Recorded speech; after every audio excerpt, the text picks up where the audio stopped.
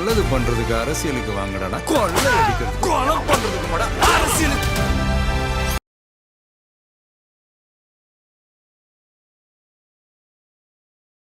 ரெட்ரோலுக்ஸ் குடும்பங்களுக்கு வணக்கம். இன்றைய கார்த்திக் விஷன் நிகழ்ச்சியில் தமிழகத்தில் நடக்கும் அரசியல் நிலை பற்றி பேசலாம். வணக்கம் கார்த்திக். வணக்கம் ஜோ. ரெட்ரோலுக்ஸை தொடர்ந்து ஃபாலோ பண்ணுறவங்களுக்கு மிக்க நன்றி. பண்ணாதவங்க தொடர்ந்து சப்ஸ்கிரைப் பண்ணிவிட்டு வீடியோக்களை வந்து பாருங்கள். அதாவது நல்லா இருக்கும் அன்றைய தினம். அன்னைக்கு வந்து பேசணுன்ற ஒரு ஆர்வம் இருக்கும், பயங்கரமாக வந்து பேசணும் அப்படின்னு இருக்கும். ஆனால் டைம் இருக்காது, ஏதோ வேலைகள் இருக்கும். இன்னைக்கு வந்து காலிலேருந்து இதுக்காக தான் வெயிட் பண்ணிட்டு இருந்தோம். இல்லை இதுக்காக தான் சரி அந்த இதெல்லாம் பார்த்துட்டு வந்து வெயிட் பண்ணிட்டு இருந்தோம். ஆனால் சப்புன்னு முடிஞ்சிருச்சு. நமக்கும் வந்து இன்னைக்கு டைம் இருக்கு, கொஞ்சம் சீக்கிரமாவே வீடியோ வந்து பண்ணிட்டோம்னு வச்சுக்கலாம். நேரங்களை பாருங்களேன். இல்லை நேரம்னு தான் நேற்றுக்கே கொஞ்சம் மக்கள் வந்து கொந்தளிச்சுட்டாங்க. குடும்பங்கள் வந்து 12 மணிக்கு போடுங்களேன். தம்பி வேறு சொல்லிட்டு இருந்தாரு, நீங்கள் போடுங்க அதெல்லாம் ஒன்றும் வீடியோ போங்கடா சீக்கிரம் போடா அப்படின்னா, நீங்கள் போட்டால் பார்ப்பாங்க, நீங்கள் 12 மணிக்கு கூட போடுங்களாம். அடிச்சு வேகமாக ஓட்டிட்டு வந்தேன். என்ன பண்றது, நேற்று அதுதான் சொல்றேன்ல, நேற்று நம்ம வந்து பேசணும்னு சொல்லி பண்றோம், ஆனால் லேட் ஆகுது. இன்னைக்கு இதுக்காக தான் வெயிட் பண்ணிட்டு இருந்தோம். பட் ஆனால் எல்லாமே ஒரு மாதிரி சப்பையா முடிஞ்சிருச்சு அப்படின்னு நினைக்கும் போது கொஞ்சம் அப்படின்ற மாதிரி இருக்கு. பட் என்ன பண்றது, அது என்னமோ சொல்லுவாங்க, மன வருத்தத்தில் இருக்காங்க. வெயிட் பண்ணிட்டு இருந்தவங்களாம். காரைக்குடி ரத்து சொல்ல முடியாது. காரைக்குடியை வந்து அடுத்து வச்சுக்கலாம். அதுக்கு முன்னாடி மிக முக்கியமானது ஜனநாயகன். ஸோ நேற்று நம்ம பேசிட்டு இருக்கும் போதே அந்த சம்பவம் வந்து நம்ம ரிலீஸ் பண்றதுக்கு அந்த டைம்ல தான், வீடியோ வரதுக்கு முன்னாடி தான் அந்த பிரச்சனை வந்து ஸ்டார்ட் ஆச்சு. ஸோ நான் கூட வந்து சின்ன சின்ன சீன்ஸ் தான் வந்திருக்கு, ஒரு சின்ன சீன்ஸ் வந்திருக்கும் அப்படின்ற மாதிரி நினைச்சேன். பட் ஆனால் அது ஒரு படமே வந்து ஃபுல்லா லீக் ஆயிருக்கு அப்படின்றது. ஆமா, நைட்டே வந்து ரிலீஸ் பண்ணிட்டு இருக்கானுங்க அப்படின்னும் போது பெரிய வருத்தம் தான். இது ஃபர்ஸ்ட் டைம் இல்லை விஜய்க்கு, இது ஃபர்ஸ்ட் டைம் இல்லை. பட் ஆனால் என்னன்னா, அவருடைய படம் ரிலீஸ் ஆகுது, தலைவான்ற படம் 2013 ரிலீஸ் ஆகுது, எல்லா இடத்துலையும் ரிலீஸ் ஆகுது. தமிழ்நாட்டில் மட்டும் பேன் பண்ணிட்டாங்க, ஏதோ ப்ராப்ளம் அப்படின்ற மாதிரி சொல்லி பேன் பண்ணிட்டாங்க. அதனால மற்ற ஊர்லலாம் அந்த படம் ரிலீஸ் ஆனதுனால ஈஸியாக அதோட டிவிடி அப்போயே ஆன்லைனில் அவங்களுக்கு வந்துருச்சு, அதோட லிங்க் வந்துருச்சுன்ற மாதிரி 2013 வந்து அந்த மாதிரிலாம் ஆன்லைனில் வந்துருச்சுன்ற மாதிரி வர ஆரம்பிச்சிருச்சு. ஸோ அப்பயே வந்து பார்த்தீங்கன்னா அந்த பிரச்சனைலாம் அவருக்கு நடந்திருக்கு. ஆனால் இது என்னன்னா, இந்த படம் எங்கேயுமே ரிலீஸ் ஆகலை, இன்னும் சென்சாருக்கே இந்த படம் இன்னும் போகலை. சென்சாருக்கு போகிறதுக்கு முன்னாடியே இந்த படம் வந்து இப்போ ரிலீஸ் ஆகிடுச்சு அப்படின்றத யாராலையுமே வந்து ஏற்றுக்க முடியாது.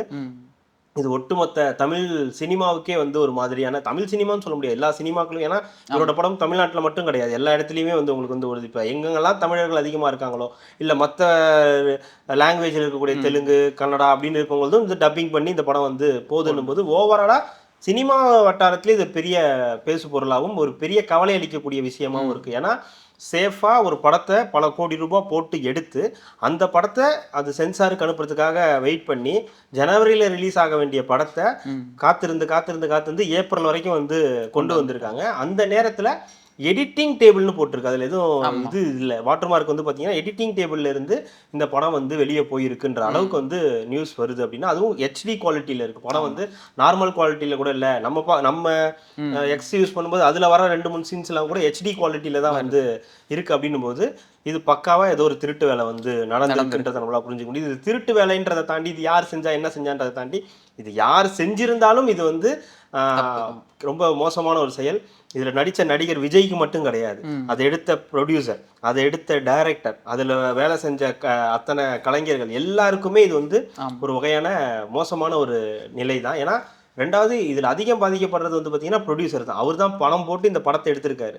ஒரு பக்கம் விஜய்க்கு சம்பளம், இன்னொரு பக்கம் டைரக்டருக்கு சம்பளம், எல்லாருக்கும் சம்பளம் கொடுத்து இந்த படம் ஒரு பெரிய கலெக்ஷன் எடுக்கும், விஜய் அவர்களுடைய கடைசி படம், பெரிய அளவுக்கு இந்த படத்தை ஒரு லாபம் சம்பாதிக்கும்னு எதிர்பார்த்துட்டு இருந்த நேரத்தில் 100 கோடி பிளான் பண்ணியிருந்தாங்க. சரி 1000 கோடி சொல்றாங்க. பட் நமக்கு அது வேணாம், அவரோட லாபம்னு கூட வச்சுப்போமே, அந்த மாதிரி கூட இது பண்ணிட கூடாதுன்றதுக்காக ஏதோ ஒரு சதி வேலை வந்து இதுல நடந்திருக்கு. ஸோ இதுல எனக்கு எக்ஸாக்டா டெக்னிக்கலா எனக்கு தெரியாது, இது எப்படி ரிலீஸ் ஆகும், எப்படி ரிலீஸ் ஆகிருக்க வாய்ப்பு இருக்குன்னு தெரியல. டைரக்டரா நீங்க சொல்லுங்க.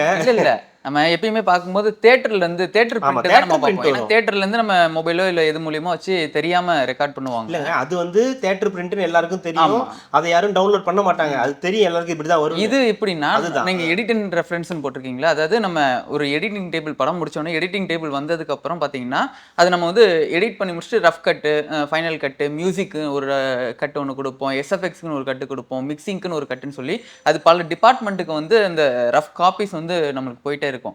அது எல்லாம் முடிஞ்சு வந்ததுக்கு அப்புறமேட்டு தான் ஃபைனலாக வந்து எடிட்டிங் டேபிள் வந்து அது ஃபினிஷ் பண்ணுவாங்க.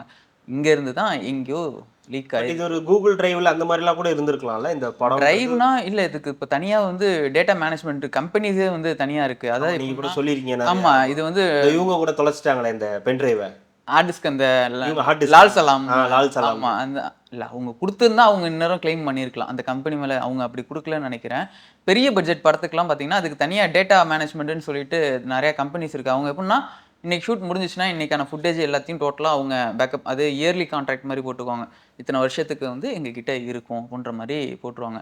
இது வேற எங்க இருந்தோ, ஏன்னா ஒவ்வொரு இப்போ ஒன்றும் இல்லை, டப்பிங்க்கு நான் ஒரு டப்பிங் ஸ்டுடியோ வச்சிருக்கேன்னு வச்சுக்கோங்களேன். ஏன் எதுக்கு ஜனநாயகன் வருது அப்படின்றப்போ, ஜனநாயகன் நம்மள்ட்ட டப் போயிட்டுருக்குன்னா அதுக்கான இப்போ நீங்கள் சொன்ன அந்த பிரிண்ட் வந்து நம்மக்கிட்ட தான் இருக்கும். டப்பிங் எல்லா இதுவுமே நம்மக்கிட்ட தான் இருக்கும். ஒரு வேளை யாராவது ஒருத்தர் மிரட்டி, வேற ஏதாவது சங்கத்துலேருந்து ஒரு யாராவது ஒருத்தர் இன்ஃப்ளூயன்ஸ்லேருந்து மிரட்டி, இது மாதிரி நீ வந்து இப்போ அது எனக்கு கொடுக்கலன்னா நான் இங்கே தான் டப்பிங் போகிறதுன்னு எல்லாத்துக்கும் சுட்டு வரத்துக்கும் தெரியும். போகும்போது நீ இது கொடுக்கல அப்படின்னா உனக்கு இதுக்கு மேலே எந்த ப்ராஜெக்ட்டும் வராது. இப்போ ரெகுலராக சீரியல்ஸ்லேருந்து வந்துகிட்டு இருப்பாங்க, வேற வேறு படம் இடம்லாம் கொடுத்துக்கிட்டு இருப்பாங்க. உனக்கு நான் எதுவுமே கொடுக்க மாட்டேன் அப்படின்றப்போ ஒரு நெருக்கத்துல கூட நடந்து ரிலீஸ் பண்றதுக்கான வாய்ப்பு இருக்கு. இது இங்கேன்னு இல்லை, அதாவது எடிட்டிங் டேபிள்னு சொல்ல முடியாது, இது எங்கேருந்து வேணாலும் ரிலீஸ் ஆகிருக்கலாம். அதனால தான் ஹெச்டி குவாலிட்டியில், ஏன்னா அங்கே போகுது அப்படின்றப்போ ஒரு மினிமமாக ஒரு வந்து ஹெச்டி குவாலிட்டியில் தான் நம்ம வந்து அவுட்டே எடுப்போம். பட் ஆனால் இது வந்து ஒரு சினிமாவுக்கு நல்லதான ஒரு விஷயம் கிடையாது. ஏன்னா பல கோடி போட்டு எடுக்கிறாங்க. அது படம் எப்படி இருக்குது ஏதா இருக்குன்றது அடுத்த பிரச்சனை. படம் நல்லா இருக்கா நல்லா இல்லையா அப்படின்றதுனால ஒரு பெரிய ஹீரோடைய படம் இப்படி வரும், இப்படி இந்த மாதிரி ஆச்சுன்னா அப்புறம் அடுத்தடுத்து இருக்கக்கூடிய இப்போ எல்லா நடிகர்களுடைய பெரிய நடிகர்களுடைய படங்களே வச்சுங்களேன். ஏன்னா சின்ன படங்கள் பெரிய பிரச்சனை கிடையாது, அது வந்துருச்சுன்னா கூட அது ஒன்றும் பெரிய பிரச்சனை இருக்காது. எந்த படம் ரிலீஸ் ஆனாலும் பிரச்சனை தான். பட் சிறிய படங்களுக்கு இந்த தேவை இருக்காது, வெளியே ரிலீஸ் அப்படி எடுத்து போட வேண்டிய அவசியம் இல்லை. ஆனால் விஜய் மாதிரி ஒருத்தர் இந்த டைம்ல ஒரு அரசியல் இருக்கக்கூடிய இந்த நேரத்தில் கடைசி படம்னு சொல்லக்கூடிய இந்த படத்துக்கு இப்படி ஒரு நிலை வருது அப்படின்னா அதில் அரசியல் இல்லாம இருக்க வாய்ப்பே கிடையாது. ஏதோ ஒரு வகையில இதுல அரசியல் கண்டிப்பா கலந்துருக்கும். ஆனால் என்னைய கேட்டால் நான் என்ன தெரியுமா சொல்லுவேன், இந்த படம் வந்து டவுன்லோட் பண்ணி பார்த்தவங்க, பார்த்துட்டு அதுக்கு ரிவ்யூ கொடுக்குறவங்க, இது நல்லா இல்லைன்னு சொல்கிறவங்க, இதை வந்து இந்த படத்தை ரிலீஸ் பண்ணாமலே இருந்ததே நல்லதுன்னு அவங்கவுங்களுடைய அந்த வன்மத்தை கக்கிறது அந்த நேரத்தில் இது வந்து விஜய்க்கு புதுசு கிடையாது, விஜய் ரசிகர்களுக்கும் புதுசு கிடையாது. இதெல்லாம் 10 வருஷத்துக்கு முன்னாடியே 13 வருஷத்துக்கு முன்னாடியே இதெல்லாம் பார்த்தாச்சு. ஸோ அதனால் அந்த படம் ரிலீஸ் ஆகி மற்ற ஸ்டேட்லலாம் ஓடி முடிஞ்சு ஒரு 9 நாள் 10 நாள் கழித்து அந்த படம் வரும்போது கூட அதுக்கான க்ரௌடு அப்படின்றது இருந்துச்சு. அந்த அந்த ஃபேன் பேஸ் இருக்கு இல்லையா, அது வந்து அவ்வளோ சப்போர்ட்டிவாக வந்து அவருக்கு இருந்தாங்க. அப்போவே அவ்வளோ க்ரௌட் இருந்துச்சு. கொஞ்சம் அந்த கலெக்ஷனும் வந்து நல்ல கலெக்ஷனாக தான் இருந்துச்சு அப்போவே. அப்படின்னா இப்போ நீங்கள் கேட்கவே வேண்டாம், நீங்கள் ஃபுல் படத்தையே ரிலீஸ் லீக் பண்ணியிருந்தீங்கனாலும் பிரச்சனை கிடையாது. பார்க்குறவங்க பார்ப்பாங்க, விஜய் ஃபேன்ஸ் பார்க்க மாட்டாங்க, பெரும்பாலான விஜய் ஃபேன்ஸ் பார்க்க மாட்டாங்கன்னு வச்சுக்கோங்களேன். பார்க்குறவங்களோ மற்ற ரசிகர்களோ இதெல்லாம் பார்த்துருந்தா கூட படம் தேட்டருக்கு வரும்போது உங்களுக்கு அதுக்கான ரெஸ்பான்ஸ் அப்படின்றது கண்டிப்பாக வேறையாக தான் இருக்கும். அதில் ஒன்றும் மாற்றுக்கிறது எனக்கு அதில் எப்பவுமே மாற்றுக்கிறது கிடையாது. ஏன்னா ரீரிலீஸே தூக்கி கொண்டாடுற ஊர் இது. கில்லி ரீரிலீஸுக்கே பல கோடி ரூபாய் வந்து கலெக்ஷனை வந்து எடுத்து கொடுத்த ரசிகர்கள் ஜனநாயகனை வந்து அப்படி வந்து விட மாட்டாங்க. அதனால அதுக்கு அவங்க கவலைப்பட வேணாம். அதே நேரத்தில் இதை வந்து விஜயே வந்து ரிலீஸ் பண்ணியிருக்காரு, விஜய் டீம் தான் ரிலீஸ் பண்ணியிருக்கு, அரசியலுக்காக இவன் என்ன வேணா பண்ணுவான் சில்லற பைய அப்படின்னு சொல்லி வேதாரண்யத்தில் ஒரு சில்லற சொல்லியிருக்கு. யாரு தேடி கண்டுபிடிங்க, வேதாரண்யத்தில் ஒரு சில்லற யார் சொன்னதுன்றத. வேதாரண்யத்தில் யாருன்னு தெரியாதா? ஒரு ஹிண்ட் கொடுத்தீங்கன்னா நல்லா இருக்கும். இல்லைங்க, அவர் நின்று பேசுவார், யாரும் பார்க்க மாட்டாங்க. அண்ணங்கட்சியை சேர்ந்தவர் தான், இடும்பு. அவன் அரசியலுக்காக என்ன வேணா செய்வான் சில்லற பைய அப்படின்னு அவர் வந்து அப்ப பார்த்துட்ட வீடியோ படம் பார்த்துட்டாரு. முக்கியமா அந்த யூடியூபர் படம் பார்த்துருப்பாரு, அவர் பார்த்துட்டு நைட்டே போட்டாரு. அப்படியே ரிவ்யூ போட்டாப்லையா? போடல. இந்த படத்தை நான் எவ்வளவு கெஞ்சி கேட்டேன், சாட்டை சேனல்லே ரிலீஸ் பண்ணலாம், ஏன் ப்ரோ இப்படி பண்ணீங்க? எனக்கு என்னமோ ஓ மேலதான் சந்தேகமா இருக்குன்ற மாதிரி. கிடையாது, இல்ல சொல்றேன் நான், அது அவ்வளவு ஒர்த்து கிடையாது. அது சும்மா வாய், அது வாய் தவிர வேற எதுவும் கிடையாது. சும்மா அந்த ஜோக்ஸ் எல்லாம் நிறைய பண்ணோம், அதுக்கப்புறம் சிரிச்சு பேசிடுறோம். பெரிய மனசோட வந்து ரிலீஸ் பண்ண அந்த அமௌண்ட் கூட உங்களுக்கே கொடுத்துட்றேன் அப்படின்லாம் சொல்லி பெரிய மனசு. என்ன இப்படி சொல்றீங்க? அண்ணனுக்கு வண்டி எல்லாம் வாங்கி கொடுத்துருக்காரு பிரச்சாரம் போறதுக்கு. ஆமா கொடுத்துருப்பாங்க, கொடுத்துட்டாரு. அண்ணன் கொஞ்சம் கஷ்டப்படாதீங்கன்னு டெம்போ இது என்னது டாடா ஏஸ்லாம் சுத்திக்கிட்டு இருக்க நீன்னு. எப்படி நீங்க வந்து மாட்டு வண்டியில தானே போகணும்? ஆமா, மாட்டு வண்டியில போகணும், தரையில நடந்து போகணும், குளிரூட்டப்பட்ட சொகுசு சொகுசு வண்டியில தான். சொகுசு வண்டியில ஏன் போறீங்க? எல்இடி வேணா விடுங்க, அவங்கள பத்தி பேசி ஏங்க நீங்க டைவர்ட் பண்றீங்க? இல்ல அவர் போட்ட அந்த ட்வீட் அப்படின்றது இப்ப அவருன்னு கிடையாது, டிஎம்கேல இருந்து நிறைய பேர் வந்து அரசியலுக்காக இவன் என்ன வேணா பண்ணுவான், அரசியலுக்காக பண்றது வேற. அதாவது ஒரு படத்தை அவர் மாஸ்டர்ன்ற படத்தை அவர் வந்து எவ்வளோ பணம் கேட்டாங்க, நாங்க வந்து ரிலீஸ் பண்றோம், நாங்க வந்து பண்றோம், அமேசான்ல பண்றோம், இத்தனை கோடி தரோம், அத்தனை கோடி, கடைசி வரைக்கும் ஒத்துக்கவே இல்லை. அதுக்கான வந்து இன்ட்ரெஸ்ட் பே பண்ணாங்க, எல்லாம் பண்ணாங்க. பட் ஆனால் அந்த படத்தை நாங்கள் தேட்டரில் தான் ரிலீஸ் பண்ணுவோம். இல்லை சார், தேட்டர் ரிலீஸ் பண்ணால் கொரோனா டைம் கூட்டம் வருமா வராதான்னு தெரியலன்னும் போது நீங்கள் ரிலீஸ் பண்ணுங்கள், தேட்டர் ரிலீஸ் பண்ணுங்கள், அப்புறம் பார்த்துக்கலாம் அப்படின்னு சொல்லி அந்த படத்தை போய் எடப்பாடி கிட்ட அப்போ சிஎம்மாக இருக்கும்போது அவர்கிட்ட பேசி ஆக்குபைட் கொஞ்சம் அதிகமாக வேணும், 50% இருக்குன்றத கொஞ்சம் 75% மாதிரி நீங்கள் இன்க்ரீஸ் பண்ணால் நல்லா இருக்குன்றலாம் அந்த டைமில் போய் அந்த படத்துக்காக கேட்டு ட்ரை பண்ணியிருக்காரு. அப்படின்னும் போது அந்த படத்துக்கு ரெஸ்பான்ஸ் என்னன்றது எல்லாருக்கும் தெரியும். நான் சொல்லி யாருக்கும் தெரியுதோ உங்களுக்கும் தெரிய தேவையில்லை அது எப்படிப்பட்ட ரெஸ்பான்ஸ் இருந்துச்சு, அது தேட்டர் ஓனர்ஸ்லாம் என்ன சொல்லியிருக்காங்க அந்த படத்தை பற்றி.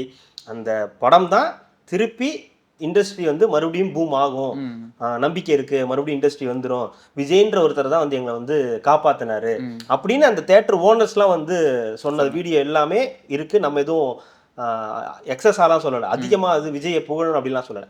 பட் ஆனால் அதே மாதிரியான சுச்சுவேஷன் இப்போ மறுபடியும் விஜய் அவர்களுக்கு வந்திருக்கு. ஸோ இது வந்து விஜய் அவர்கள் வந்து கவலைப்படுற விஷயமான்னு கேட்டால் விஜய்க்கு பெரிய கவலை வந்து இருக்கும். அதை தாண்டி ரசிகர்களுக்கு வந்து ஒரு பெரிய கவலை. ஆனால் நான் என்ன சொல்லுவேன், வேண்டாம், நிறைய பேரோட உழைப்பு அதில் இருக்கு. ரெண்டாவது அவங்க தேட்டரில் பார்க்கணும் தானே விருப்பப்படுவாங்க படத்தை. இந்த படத்தை நினைச்சிருந்தா அவங்க ஓடிடிலே ரிலீஸ் பண்ணியிருந்துருக்கலாம். இந்நேரத்துக்கு அவங்க இல்லை இந்த ஜனநாயகனை இதில் பொங்கலுக்கு ரிலீஸ் ஆகலன்னு சொல்லிட்டு முன்னாடியே பண்ணியிருப்பாங்களே, நாங்கள் இப்போவே பண்ணிக்கிறோம் அப்படின்னு சொல்லி பண்ணியிருக்கலாமே அவங்களுக்கு தேவைன்றதா. ஏன் அந்த படத்தை போய் அவங்க கேவலமாக வந்து லீக் பண்ணணும்? லீக் பண்ணி இந்த படத்துக்கு என்ன இது கிடைக்க போகுது? ஒன்றும் கிடைக்காது. விஜய்க்கு இப்போ என்ன தேவை, இந்த படம் தேட்டருக்கு வந்துச்சுன்னா அது ஒரு அரசியல் ரீதியான படம், அதில் வந்து இந்த காட்சியெல்லாம் இருக்குது, இதனால் திமுகவுக்கு வந்து பாதிப்பு, பிஜேபிக்கு வந்து பாதிப்பு, ஏடிஎம்கேக்கு பாதிப்பு அப்படின்னா அப்போ ஒரு படத்தை தேட்டருக்கு வரதுல தானே விருப்பப்படுவார். அப்படி இல்லைன்னா ஓடிடிக்கு ரிலீஸ் பண்ணணும் தானே விருப்பப்படுவார். ஆனால் ஒருவேளை இந்த படம் எலெக்ஷனுக்கு அப்புறம் வந்துச்சுன்னா ரொம்ப பெரிய ஒரு ரீச் இருக்கா, அதாவது ஆடியன்ஸுன்றதை தாண்டி அவர் அந்த படத்துல மூலியமா இங்கே சொல்ல வந்தது அரசியல்னா எப்படி என்ன இருக்குன்றது நிறைய வசனங்கள் ஏதோ வந்துக்கிட்டு தான் இருக்குது. இது அப்புறம் வந்தா எதுவும் இல்லைன்ற இப்போ ஓடிடி ரிலீஸ் பண்ணி அப்பயும் இந்த அரசியல்ல தான் இருக்க போறாரு. இல்லை இருப்பாரு எலெக்ஷன் டைம்ல. இப்போ அந்த ஒரு சேஞ்ச் வேணும்ன்றதுக்காக ஒரு அதுக்காக அதை ரிலீஸ் பண்ணிட்டாங்கன்றீங்களா? ரிலீஸ் பண்ணிட்டாங்கன்னு சொல்லல, அது வந்து இப்போ வந்து ஓடிடில ரிலீஸ் பண்ணலாமா, இதுக்கு மேல ஓடிடிக்கு ரிலீஸ் பண்ணலாம். பட் ஆனா இப்போ படமே ரிலீஸ் ஆயிடுச்சு. இப்போ வைராக்கியமா அவங்க என்ன சொல்லுவாங்கன்னா ஓடிடி கிடையாது. இப்போ வந்து என்ன சொல்லிருக்காங்க, கம்ப்ளைண்ட் கொடுத்திருக்காங்க, பிரைசி அந்த சைபர் கிரைம் எல்லாம் போய் கொடுத்திருக்காங்க, அந்த படத்தோட பிளாக் பண்ணணும், எந்த லிங்க் எல்லாம் இருக்கோ அதெல்லாம். பட் ஆனா அது ஸ்ப்ரெட் ஆயிட்டே இருக்குது, அந்த லிங்க்ன்றது ஸ்ப்ரெட் ஆயிட்டே இருக்குன்றதுனால உங்களுக்கு அதை வந்து எப்படியா இருந்தாலும் உங்களுக்கு படம் வந்து ஸ்ப்ரெட் ஆயிடும், பெரும்பாலும் ஸ்ப்ரெட் ஆயிடும். நான் என்ன சொல்றேன், இதை வந்து ஒரு அரசியல் காரணத்துக்காக விஜய் பண்ணாருன்னு யாரெல்லாம் சொல்றாங்களோ அவங்களுக்குலாம் அவ்வளோ வன்மம் இருக்கு அப்படின்றது தான் நம்மளுடைய வந்து கருத்து. இப்போ வந்து விஜய்க்கு வந்து அந்த தேவை இருக்காது இந்த படத்தை வந்து இப்படி ரிலீஸ் பண்ணி. ஏன்னா ஒரு தன்னுடைய கடைசி படம்னு சொல்லக்கூடிய ஒரு நடிகர் எப்படி அந்த போய் லீக் பண்ணுவாங்க? நீங்க சொல்ற ஒரு சின்ன சீன்னா லீக் பண்ணலாம், நான் எப்படி ஒரு சின்ன சீன் இந்த சீன் வந்துச்சு, ஒரு கிளிப் ஏதோ மிஸ் ஆயிருக்கு, ஏதோ வந்திருக்கு. ஒரு படத்தையே எப்படி அவர் வந்து ரிலீஸ் பண்றதுக்கு ஒத்துப்பாரு? அவருக்கு ஆசை இருக்காதா? நம்ம படத்தை கடைசி படத்தை தியேட்டர்ல வந்து எல்லாரும் கொண்டாடணும்ன்ற ஆசை அவருக்கு இருக்காதா? அப்படின்னும் போது இது வந்து ஒரு ஏதோ ஒன்று நடந்திருக்கு, சம்திங் இந்த ஒரு குறிப்பிட்ட சர்க்கிள்குள்ள தான் அது நடந்திருக்கும். எனக்கு தெரிஞ்சு பெரிய சர்க்கிள்லாம் இருக்காது. ஏன்னா நீங்க சொல்ற மாதிரி ஒரு டைரக்டர், எடிட்டர், அந்த எடிட்டர் இருக்கக்கூடிய அசிஸ்டன்ஸ், அப்புறம் டைரக்டர் இருக்கக்கூடிய அசிஸ்டன்ஸ், இந்த எடிட்டிங் டேபிள் எங்கெல்லாம் இந்த படம் போச்சோ இந்த சர்க்கிள்குள்ள இருந்து மட்டும்தான் இந்த படம் வந்து ரிலீஸ் ஆயிருக்கும். ஸோ அப்போ அது யாருன்றதை கண்டுபிடிச்சிட முடியும். அவங்க நினைச்சாங்கன்னா இவங்க தான் சஸ்பெக்ட்ன்றதை ஈஸியா வந்து கண்டுபிடிக்க முடியும். போட்டிருப்பாங்க ரெஃபரன்ஸ் நம்பர், அந்த இதெல்லாமே போட்டிருப்பாங்க. ஸோ அதுல இருந்து யாருக்கு போயிருக்குன்றதெல்லாம் கொஞ்சம் கண்டுபிடிக்கலாம். பட் அதுக்கு இனிமே கண்டுபிடிக்கிறதுனால ஒன்றும் பிரயோஜனம் கிடையாது. பட் அந்த மாதிரி ஆளுங்களை அடையாளப்படுத்த வேண்டிய அவசியமும் வந்து இருக்குன்றது தான் இதுல மேட்டர். ஓவராலாக இந்த படம் வந்து இப்போ ரிலீஸ் ஆயிடுச்சுன்னா கூட நிறைய ஃபேன்ஸ் அதை பார்க்கக்கூடாதுன்றதுக்காக நிறைய சப்போர்ட் விஜய் அவர்களுக்கு வருது. சிவகார்த்திகேயன் ஆரம்பித்து சிரஞ்சீவி அவர் வந்து இது பண்ணியிருக்காரு, ட்வீட் போட்டிருக்காரு. விஜய் ஆண்டனி அவர்கள் ட்வீட் போட்டிருக்காங்க. இவர் திருப்பூர் சுப்பிரமணியம் அவர் தேட்டர் அவர் வந்து நாங்கள் ரொம்ப எதிர்பார்த்த படம், ஆமாம் டிஸ்ட்ரிபியூட்டர், நாங்கள் ரொம்ப எதிர்பார்த்தோம் இந்த படத்துக்கு இப்படி பண்ண நடந்திருக்க கூடாது அப்படின்னு அவர் ஒரு பக்கம் வந்து பேசியிருக்காரு. இந்த மாதிரி ஒவ்வொருத்தரும் ஒரு வந்து பேசிக்கிட்டு இருக்காங்க. ஸோ ஓவராலாக ஜனநாயகன் ரிலீஸ் அப்படின்றது ஒரு அப்செட்டை வந்து கொடுத்துருக்கு. இந்த மாதிரி அதுவும் அவங்க ஓடிடிக்கு டைரெக்டாக கொடுத்துருந்தா எந்த பிரச்சனையும் இல்லை. ஆனால் இந்த மாதிரி அந்த படம் ரிலீஸ் ஆனதுன்றது யாராலையும் வந்து ஏற்றுக்க முடியாது. என்ன இருந்தாலும் அவருடைய கடைசி படம். அவர் என்னதான் ஒரு அரசியலுக்கு வந்துட்டாலும் அரசியல் ரீதியாக அவருக்கு வந்து நிறைய பிரச்சனைகள் இருக்குது. அவருடைய அரசியல் விமர்சனத்துக்கு உள்ளாகுது. ஒரு அரசியல் செய்ய தெரியலன்னா சொன்னால் கூட ஒரு முன்னணி நடிகர், ஒரு மாஸ் ஹீரோ, தமிழ்நாட்டுடைய உச்ச நடிகர் அப்படின் போது அவருடைய படத்துக்கு இப்படி ஒரு நிலைன்றது யாராலையுமே வந்து ஏற்றுக்க முடியாது. பார்ப்போம் உச்ச நட்சத்திரங்களாக இருக்கக்கூடிய மற்றவர்கள் இந்த படத்துக்கு என்ன ஆதரவு கொடுக்குறாங்கன்னு பார்ப்போம். கமலஹாசன் அவர்கள், ரஜினிகாந்த் அவர்கள்லாம் நட்சத்திரம் தான் சொல்லுங்க, நட்சத்திரம் சொல்லும் போதே தெரியுது தான். இல்லை எல்லாருமே சொல்லணும்ல. இப்போ அவங்களும் ஒரு பெரிய நடிகர்கள் தானே, அவங்களும் இத்தனை வருஷமா கடந்திருக்காங்க. ஒருவேளை அவங்களுடைய படங்கள் இப்படி ரிலீஸ் ஆனால் அவங்களுக்கு எவ்வளோ கஷ்டமா இருக்கும். இப்போ ஒரு நாள் படம் ரிலீஸ் ஆக போது, இன்னைக்கு ரிலீஸ் ஆகுது, ஃபர்ஸ்ட் ஷோ ரிலீஸ் ஆனாலும் ஒரு பிரைவசி ரிலீஸ் ஆச்சுன்னா அதுல டவுட் கிடையாது, அதுல பிரச்சனையும் கிடையாது. ஏன்னா எல்லாருக்கும் தெரியாது இந்த படம் இப்படிதான் ஆகுன்றது. நீங்க வரத்துக்கு முன்னாடியே அது சென்சாருக்கே போகாம ஒரு படம் ரிலீஸ் ஆகுதுன்னும் போது அது உண்மையா எல்லாரும் பார்க்க வேண்டிய ஒரு பிரச்சனை தானே, அது சினிமாவுக்கே உள்ள பிரச்சனை. சரி, என்ன முடிவுகள் எடுக்கிறாங்க, என்ன பதில்கள் வருதுன்றத இல்ல இது தொடக்கமா இருந்துச்சுன்னா இனி வரக்கூடிய படங்கள் அடுத்தடுத்து இது சாதாரணமா நடக்கும். படத்துக்கு முன்னாடியே ரிலீஸ் பண்றது. அதான் சொல்றேன், இதை வந்து விஜயே பண்ணியிருப்பாருன்னு சில கும்பல் வந்து சொல்லிட்டு திரியிறது, இந்த வேதாரண்யத்துல கத்திக்கிட்டு இருக்கிறதெல்லாம் வந்து எப்படி விஜய்க்கு மனசாட்சி இல்ல மனுஷனான்னு கேட்கறவங்க அவங்க மனசாட்சியை கொஞ்சம் தொட்டு பார்க்கணும். அதுவும் இந்த படம் விஷயத்துல அவங்க மனசாட்சியை கொண்டு, அதுலயும் அவர் ரொம்ப ஒரு படத்தை பார்த்தாரா கிளிப்பை பார்த்தாரான்னு தெரியல. அப்போ கடைசியில கூட கரெக்டா வச்சிருக்காங்க, விஜய் பிரச பார்த்தோன்னே ஓடிடுறாரு அப்படின்ற மாதிரி வந்து வச்சிருக்காங்கன்னு. நேத்து ஒரு கிளிப்பு பார்த்தேன், அவர் ஒரு இடத்துல நின்று பேசுறாரு, ஒரு பேக்கரி கிட்ட நின்று பேசுறாரு, யாரும் இல்லைங்க, பேக்கரிக்கு போறவங்க வரவங்க ரோட்ல நிக்கிறவங்க ஒரு 10-15 பேர் அந்த ரோட்ல மொத்தமா அங்க உட்கார்ந்து கத்திட்டு இருக்காரு. அங்க நின்று கத்திட்டு இருந்தா யாரும் பார்க்கல. அங்க ஒருத்தர் அந்த பப்ஸ் வாங்க வந்திருப்பாருன்னு நினைக்கிறேன், பேக்கரியில முட்டை பப்ஸ் வாங்க வந்திருப்பாருன்னு நினைக்கிறேன். வாங்கி வச்சுட்டு நின்று அப்படியே பார்த்துக்கிட்டே இருக்காரு, சாப்பிடலாமா வேணாமான்னு. வாங்கிட்டு போயிருவாங்களா, அதையும் கேட்டுருவாங்களா? கேட்டுருவாங்களா, அது ஒரு பிரச்சனை. முட்டை பப்ஸ் சொல்லிச்சான், ஒண்ணு சாப்பிடு இல்ல தூக்கி தூர போடு. இவன் பேசுறதெல்லாம் கேட்டுட்டு இருக்கு. ஒண்ணு சாப்பிட்டு வயிற்றுக்குள்ளாரு இறக்கு, இல்ல அப்படி தூக்கி எங்கேயாவது போட்டுரு என்ன அப்படின்ற மாதிரி. இல்ல அதாவது இன்னைக்கு கூட பாருங்களேன், இன்னைக்கு ஒரு போட்டிருந்தாரு, நான் பார்த்தேன், விஜய் போற இடத்துல க்ரௌட் இல்ல அப்படின்ற மாதிரி போட்டிருந்தாங்க. அதாவது ஆளை வச்சு க்ரௌடு சேர்க்கலன்னா இவரோட இவ்வளவு இது வந்து இவ்வளவுதான் அப்படின்னு போட்டிருந்தாங்க. உன்னையும் ஒரு மனுஷனா மதிச்சு உன்னையும் கட்சியில வச்சு சீட்டு கொடுத்து ஒரு ஊர்ல போய் வேட்பாளரா நில்லுன்னு உன்னை இறக்கி விட்டா நான் அந்த வேலையை பார்க்க மாட்டேன், வெயிலுக்கு இதமா ஓரமா நீ உட்காந்து நான் ஃபோன் பார்த்து ட்வீட் போடுறேன்னா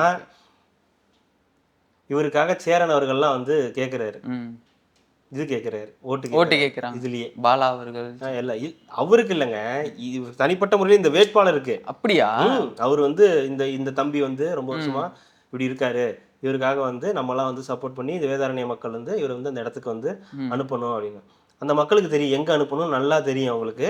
நீங்க ரொம்ப கவலைப்பட வேண்டாம் திரு சேரன் அவர்களே, கண்டிப்பா அனுப்புவாங்க, நீங்க கவலைப்படாதீங்க.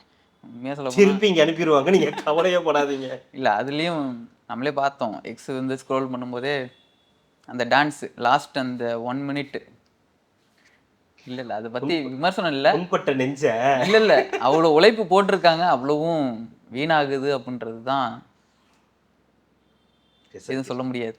பேச வைக்கிறீங்களா?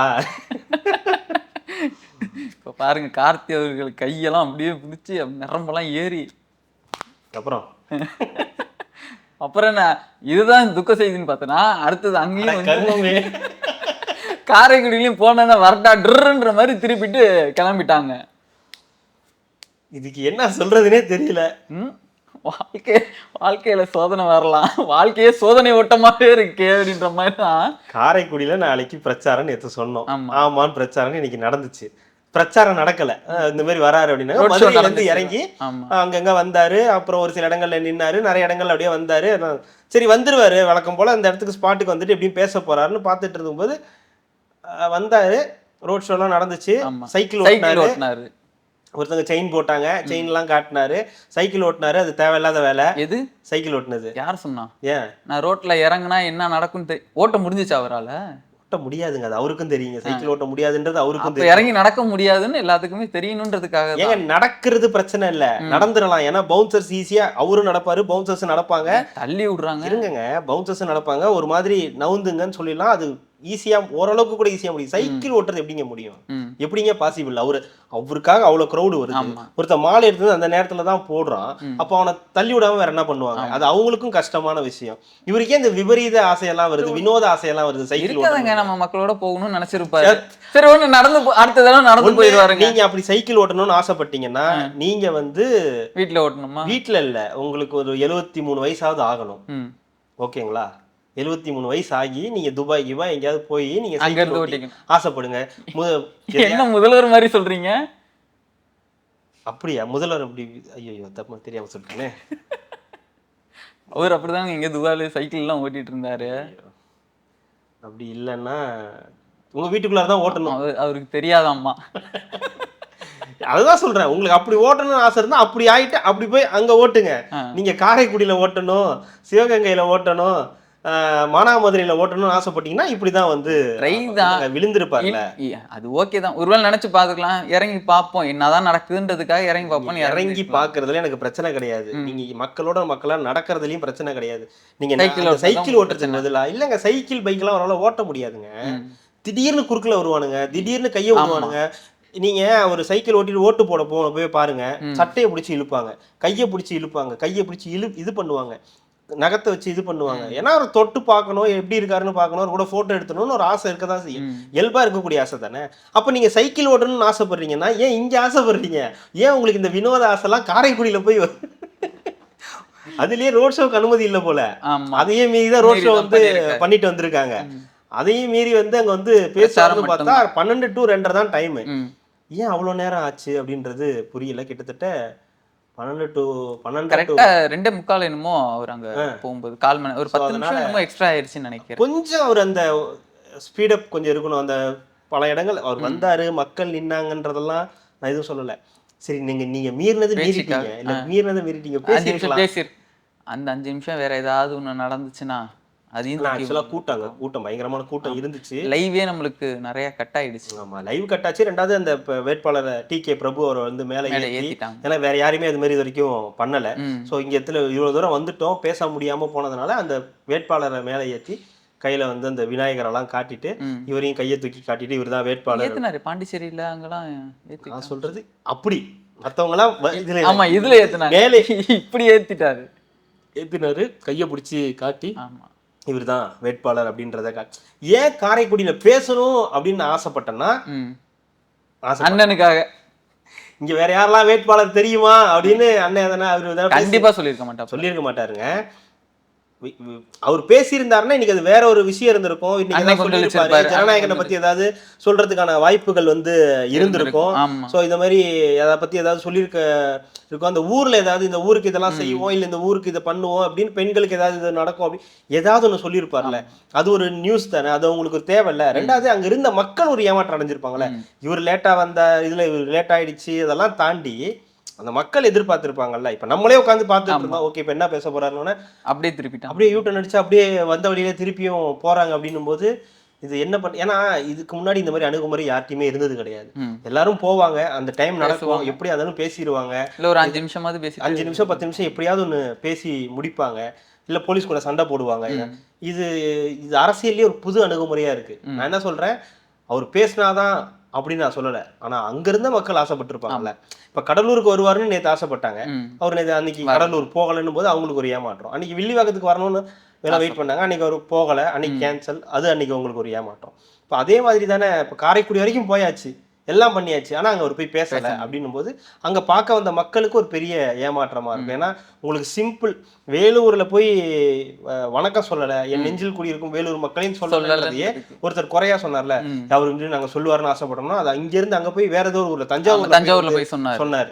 சோ அந்த மாதிரி யோசிக்கிறவங்க இப்ப காரைக்குடிக்கு ஒரு தனியா வந்து பேசிடுவாரு, வேற ஒரு ஊருக்கு நாளைக்கு போகும்போது கடலூர்னு சொல்றாங்க. அதான் இப்ப எங்கேயாவது போவார்ல, அங்க போய் காரைக்குடி மக்களுக்காக பேசுவாரு டி.கே. பிரபு, இல்ல அங்கேயும் நான் தான் வேட்பாளர் ஓட்டு போடுங்கன்னு. ஆனா அந்த இடத்துல அந்த மக்கள்கிட்ட பேசாம போனதுன்றது ஓகே. ஆனா அவங்க பார்த்ததுல அவங்களுக்கு ஒரு சந்தோஷம் இருந்திருக்கும்.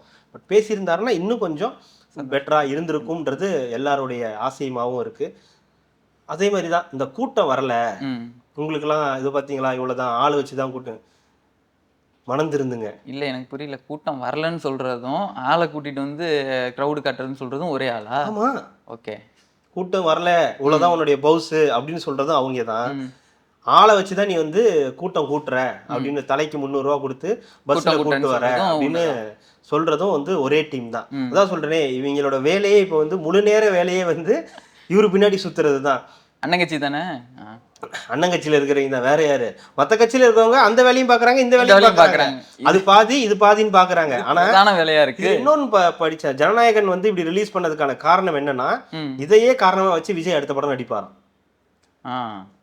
நல்லா இருக்குல்ல, இப்ப விஜய் இதை ரிலீஸ் பண்ணிட்டார்ல, நடிச்சா நல்லா தான் இருக்கும். ஆமா, நடிச்சா நல்லா தான் இருக்கும். யார் இல்லைன்னா வாய்முகூர்த்தம் பழிச்சா பழிக்கட்டும், சந்தோஷம் தானே. நடிச்சா ஏங்க, அது நடிச்சா ஹாப்பி ஆகுறது நிறைய பேர், கோடி பேர் இருக்காங்க. அதே மாதிரி நடிச்சா வருத்தப்படுறதுக்கும் ஒரு சிலர் இருக்காங்க, ஒரு குரூப் இருக்கதான் செய்யுது. ஏன்னா நடிக்கும் போது அதுக்கு நான் இந்த மவுஸ் அதிகமாயிட்டு தான் வந்து உங்களுக்கு இருக்கும் அப்படின்னும் போது ஒரு பக்கம் இருக்கட்டும். இதெல்லாம் இவங்களோட கான்ஸ்பிரசி தியரி. இப்போ இந்த ரிலீஸ் ஆயிடுச்சு, இப்போ என்னெல்லாம் நம்ம இதுக்கு எழுதலாம் உட்காந்து அப்படின்னு. என்னுடைய புரிதல், என்னுடைய எண்ணம் என்னன்னா, விஜய் அவங்களோ அந்த விஜய் டீமோ அதை ரிலீஸ் பண்றதுக்கான வாய்ப்புகள் 100% கிடையாது. ஏன்னா அதை அவர் விரும்பவே மாட்டாரு. நம்ம படம் தியேட்டருக்கு வரணும், தியேட்டருக்கு வந்து அதை மக்கள் கொண்டாடணும், அதுதான் அதுக்கு அவருக்கானது. ரெண்டாவது, அவர் வந்து நிறைய இதில் வசனங்கள்லாம் எழுதியிருக்காருன்னும் போது இவங்களோட தியரி என்னன்னா, அவர் இந்த படம் வந்து திமுக அகைன்ஸ்டா எடுத்திருக்காரு. ஸோ இப்படி ரிலீஸ் பண்ணிட்டா இந்த படத்தை இப்போ இந்த ரிலீஸ் பண்ணிட்டா இந்த படத்துக்கு அவர் பதில் சொல்ல வேண்டாமா? அவரை நம்பி தானே இந்த படத்துக்கு பணம் போட்டிருப்பாரு கேவிஎன்னு. அப்புறம் 250 கோடி சம்பளம் வாங்கியிருக்காருன்னா இவர் மிக முக்கியமான காரணியா தானே இருப்பாரு. அப்ப இவர் மேல உள்ள நம்பிக்கையில தானே அந்த படம் வந்து, அப்புறம் இவர் வந்து இப்படி ரிலீஸ் பண்ணா இந்த படத்துக்கான மவுஸ் வந்து குறைஞ்சிரும், தியேட்டருக்கு வரும்போது ரியலா வர அமௌண்ட்டை விட கொஞ்சம் அமௌண்ட் வந்து கம்மியாக வாய்ப்பு இருக்கு, அந்த மாதிரிலாம் நடக்க வந்து வாய்ப்பு இருக்கும்போது அவங்களுக்கு அது தெரியாதா? உடனே அவரையும் அவரை சுற்றி இருக்கிற எல்லாரையும் வந்து குறை சொல்றது. இதுல கொஞ்சம் கவனமா இருந்திருந்திருக்கலாம். இந்த படம் ரிலீஸ் ஆகாம இருக்கிறதுக்கு இன்னும் கொஞ்சம் கவனமா இருந்திருக்கும். ஆனா திருட்டு கும்பல் தான் நிறைய இருக்கே. எப்படியாவது எங்க இருந்து வருது உங்களுக்கு இந்த டிஜிட்டல் உலகத்துல எங்க இருந்து வேணாலும் இந்த இது வந்து வரும்னும் போது எதையும் பண்ண முடியாதுன்றதுதான் இதுல உள்ள விஷயம். பட் நான் சொல்றேன், அந்த படம் வந்து இப்படி ரிலீஸ் ஆனதுனால ஒன்றும் பெரிய அப்செட்லாம் இல்லை. கண்டிப்பா அது தியேட்டருக்கு வரும்போது கண்டிப்பா அதுக்கான ஒரு கொண்டாட்டம் வந்து இருக்க தான் செய்யும். அதுவும் இந்த எலெக்ஷனுக்கு அப்புறம் ரிலீஸ் ஆச்சுன்னா அது இன்னும் பெரிய பிளஸ் தான். ஏன் சொல்லுங்க? சிஎம் விஜய். பரவாயில்ல, சிஎம் விஜய்னு இல்லைங்க, இல்ல அந்த டைட்டில் எல்லாம் அது பார்த்து அதுக்கப்புறம் சரி, ஒருவேளை நீங்க சொல்ற மாதிரி ஒருவேளை விஜய் அவர்கள் ஜெயிச்சு சிஎம் ஆயிட்டாருன்னா சிஎம் விஜய்னே போட்டு அதுல வந்து தமிழ்நாடு சிஎம் விஜய் அப்படின்னு போட்டு, ஆனா மக்கள் ஒத்துக்க மாட்டாங்க. தளபதி விஜய்னு வந்தாதான் நான்லாம் அப்படிதான் ஒத்துப்பேன். தளபதினு வரணும் அந்த இடத்துல, நீ தளபதினு வரணும், அப்புறம் லியோ டைட்டில் கார்டு வரணும், அந்த மாதிரி வந்தாதான் நான்லாம் வந்து ஏத்துப்பேன் அப்படின்றதுனால அந்த மாதிரி இருந்தா இருக்கும். ஏன் எலெக்ஷனுக்கு அப்புறம் ரிலீஸ் ஆச்சுன்னா நல்லா இருக்குன்னா, எலெக்ஷன் முடிஞ்சிருச்சு, படம் வந்துருச்சு, சந்தோஷம். அத ஒருவேளை ஏதாவது தப்பி தவறி ஏதாவது நான் சொல்லலப்பா, ஏதாவது ஒண்ணு நடந்து ஜெயிக்கல அந்த மாதிரி நடந்துச்சுன்னா பரவாயில்ல, அண்ணன் படம் வந்திருக்கு, அதையாவது போய் பார்த்து சந்தோஷப்படலாம்னு சொல்லி அந்த மாதிரி கூட வந்து நடக்க வாய்ப்புகள் இருக்கு. ஸோ எனிவே ஏதோ ஒன்று நடந்துச்சு. காலையில நேத்து நைட்டு ஜனநாயகன் ரிலீஸ், காலையில ரிலீஸ், இன்னைக்கு காரைக்குடியில ஏமாற்றம். ஸோ அடுத்தடுத்து ஏதாவது நல்லதுகள் டிவி கேக்கு நடக்குதுன்றத பார்ப்போம். நம்ம முதல்வர் எங்கேருந்து வரீங்க? ட்ரெயின்ல இருந்து. அதான் அம்மா கருவறையில இருந்து.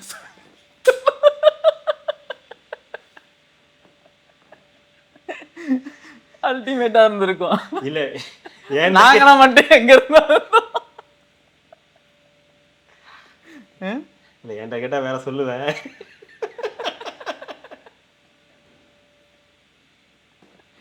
அவருக்கு எவ்வளவு ஃபாலோயிங்ஸ் இருக்கு பாத்தீங்களா? ட்ரெயின்குள்ளேயே நிக்க முடியல, ஒரு ஆளு குமிஞ்சிட்டாங்க, மாதிரி குமிஞ்சி நிக்க முடியலதான் என்ன பண்றது. அந்த நிக்க முடியலன்னு சொல்லல, கிரவுடுங்க, அதான் நானும் சொன்னேன், கிரவுடு நிக்க முடியலன்னு சொன்னேன். செல்ஃபி எடுத்து ஆரவாரம் பண்றாங்க. ஏன்னா இந்த மெட்ரோ எந்த காலேஜ்மா? Presidency sir. நானும் ஓல்டு பிரசிடென்சி ஸ்டூடெண்ட் தான். 5 ஸ்டாப் தள்ளி வந்திருக்கேன் உங்களுக்காக. எதுக்கு? இந்த மெட்ரோ சேவைலாம் எங்க ஆட்சியில தான் வந்திருக்குன்னு உங்களுக்கு தெரியப்படுத்தணும் அப்படின்றதுக்காக. புரியலங்க. ஒரு திருநாடானா இன்னைக்குதான் சைக்கிள் ஓட்டணும்னு ஆசைப்படுறாரு, ஒரு திருநாடானா இன்னைக்குதான் மெட்ரோல போகணும்னு ஆசைப்படுறாரு. அடுத்து அவரு என்ன பண்ண காத்திருக்காருன்னு தெரியல. அதுதான் வேன் வந்துருச்சுல. அவர் இல்லங்க, கணக்குல சேர்க்கல, அவரை விட்டுருங்க. பெரியப்பாவா? பெரிய சித்தப்பாவா? அவர் என்ன அவர் ஆனா அந்த மாதிரிலாம் எதுவும் பண்ண மாட்டாரு. ஏங்க, நமக்கு இருக்கிற வேலையில நீங்க திருப்பி சொல்றேன். அது என்னப்பா பேரு வாயில நுழைய மாட்டேங்குது. அந்த மாதிரிதான் அவர் நல்லா பண்ணிட்டு இருக்கும்போது எவனோ பாட்டை போட்டு விட்டுறானுங்க கீழே. அது வேற சொல்லிட்டு இருந்தாங்க. அது எங்களுக்கு தெரியல, ஒரு அந்த பாட்டா அப்படின்றது தெரியலன்றதுனால ஏதோ ஒரு பாட்டு ஓடிச்சு, ஆனா ஆமா. அது என்ன பாட்டு ஓடிச்சுன்னு தெரியல, ஒரிஜினல் ஃபுட்டேஜ் தெரியல. ஏன்னா 2 சைடும் மாறி மாறி இவங்க edit கேட்டா பண்ணி ஸ்டாலின் போட்டுருக்காங்க. தொடரட்டும் பாட்டு வந்துருச்சுன்றாங்க, இவங்கள கேட்டா வந்து டிவிகே சாங் வந்துருச்சு டிவிகே சாங் அப்படின்னாங்க. வந்துருச்சுன்றாங்க. சரியா தெரியாததுனால அது நம்ம எடுக்கல. நேற்று அந்த வெளியில போனோமே கருத்து கணிப்புக்காக, ஆமா, ஜோ போயிட்டு வந்தா அப்படி.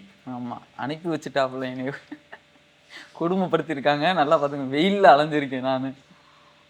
போனதுல எப்படி இந்த அனுபவங்கள்லாம் எப்படி இருந்துச்சு?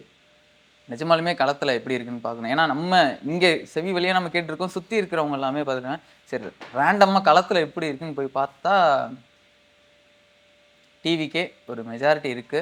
அதே இடத்துல டஃப் டிஎம்கே கொடுக்குறாங்க. ஏடிஎம்கே இல்லையா? ஏடிஎம்கே இல்ல ஒன்னு டிவிக்கே இல்ல டிஎம்கே. ஆமா, அண்ணனை கூட கேட்டேன், அண்ணனா தம்பி அதெல்லாம் போயிருங்க யாருங்க அப்படின்றாங்க. அதெல்லாம் கேட்க சொல்லுங்க. இல்ல புதுசா வர கட்சிக்கு அப்படின்றாங்களா? புதுசா ஏன் வேல்முருகன் கட்சி இல்லையா? புதுசா ஒரு கட்சி வருது இல்ல, வேல்முருகன் தமிழக வாழ்வுரிமை கட்சின்னு கேட்க வேண்டியதானே? இல்ல அன்புமணி ராமதாசும் ராமதாசும் இது தென்னந்தோப்பும் அவங்க கேட்க வேண்டியதானே? அதை விட்டுட்டு நீங்க அந்த கட்சியை போய் கேட்டீங்க. பெருசா இருக்கு இது 2 மட்டும் தானே அப்படின்றதுனால சரி ஓகே அப்படின்னு கேட்டேன். கேட்டதுக்கு நிறைய பேர் சொல்றது என்னன்னா, விஜய் அவர்களுக்கு ஆதரவு இருக்குது.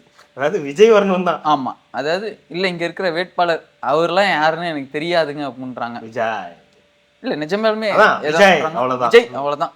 யாருங்க மதுரை மேற்கு யாருக்கு வருவீங்க அப்படின்னு கேட்டோம்னா விஜய் அவர்களுக்கு போடுவேன். எனக்கு அந்த கேண்டிடேட்டோ அந்த பேரோ அதை பத்தி அவங்களுக்கு இதே கிடையாது. எங்களுக்கு ஒரு மாற்றம் வேணும் விஜய். அதுவும் நம்ம ஒரு 10, அதாவது விமென்ஸ் கிட்ட ஒரு 10 பேர் எடுத்தோம்னா 9 பேர்கிட்ட வந்து இதுல நிறைய பேர் கொடுத்துருக்க மாட்டாங்களே ஆஃப் தி கேமரா. கொடுக்கல, வேணாம்ப்பா அது வரட்டும்.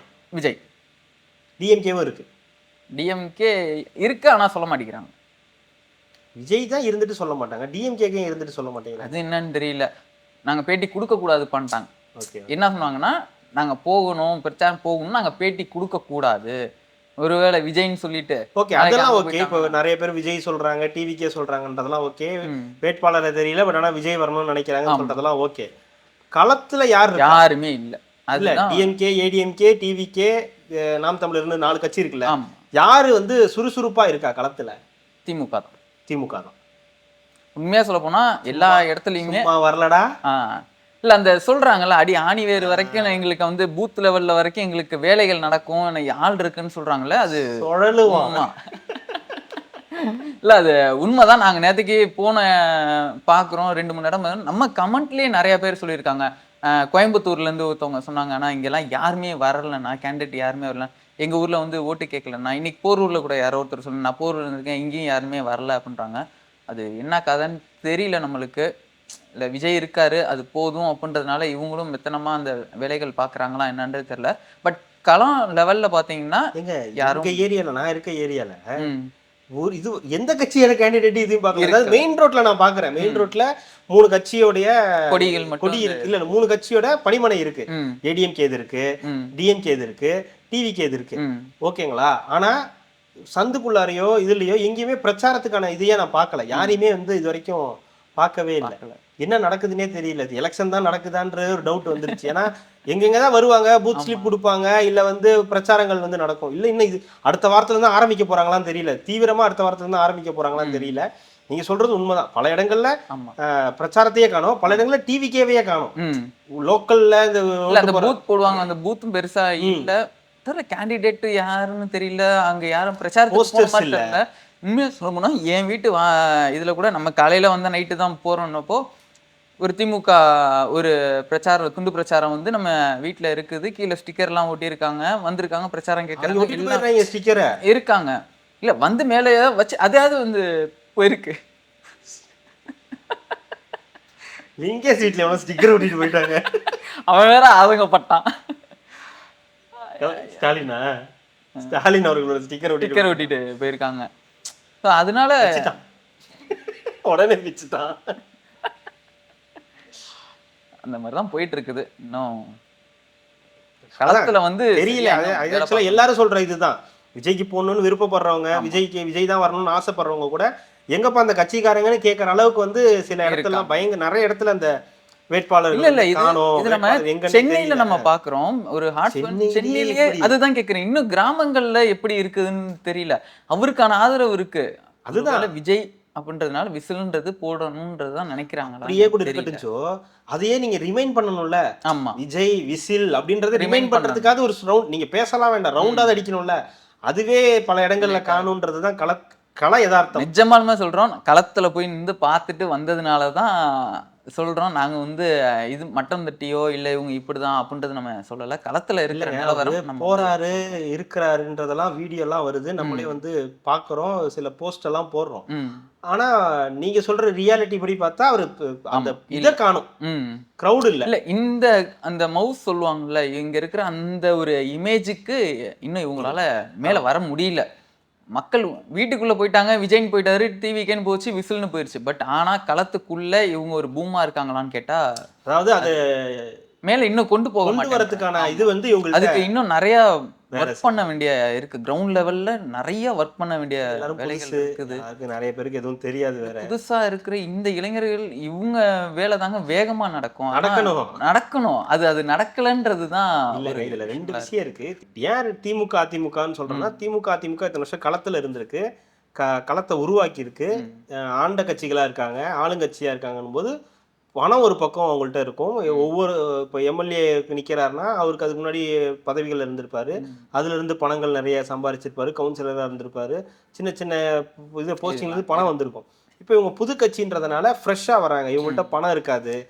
அந்த ஒரு வேட்பாளர்கிட்ட பணம் வந்து கொஞ்சமா தான் இருக்கும், இவ்வளவுதான் லிமிட்டா செலவு பண்ணணும்னு இருப்பாங்க, ஒவ்வொன்றுத்துக்கும் கணக்கு காட்டணும். ஒரு நாளைக்குன்ற ஒரு செலவுன்னு இருக்கு. ஒரு நாளைக்கு மினிமமா ஒரு 1 ல இருந்து 1.5 லட்சம் ரூபாய் வரைக்கும் ஒரு நாளைக்கே நம்ம செலவு இருக்கணும். ரெண்டாவது எல்லாருக்கும் பணம் கொடுக்க வேண்டியது இருக்கு, நிறைய விளம்பரத்துக்கு கொடுக்க வேண்டியது போது அவங்களோட அந்த களம் வந்து கொஞ்சம் இதுவா இருக்கு. ஆனா நீங்க சொல்ற மாதிரி யங்ஸ்டர்ஸ் அதிகமா இருக்கிறதுனால அவங்களுடைய அந்த வேகம் அதிகமா இருக்கணும், பாக்குற இடங்கள்லாம் டிவிக்கு இருக்குன்ற மாதிரி தெரிய வைக்கணும் அப்படின்றதும் ஒரு தேவையான விஷயமா இருக்கு. களம் இப்படி இருக்கு இப்போதைக்கு. பார்ப்போம் அடுத்தடுத்த வாரத்துல இருக்குது எப்படி இருக்குன்னு பார்ப்போம். அடுத்த வீடியோல மீட் பண்ணுவோம். மிக்க நன்றி காரகிச். மக்களுக்கு நல்லது பண்றதுக்கு அரசியலுக்கு வாங்கடா, கொள்ளை அடிக்கிறது, கொலை பண்றதுக்கு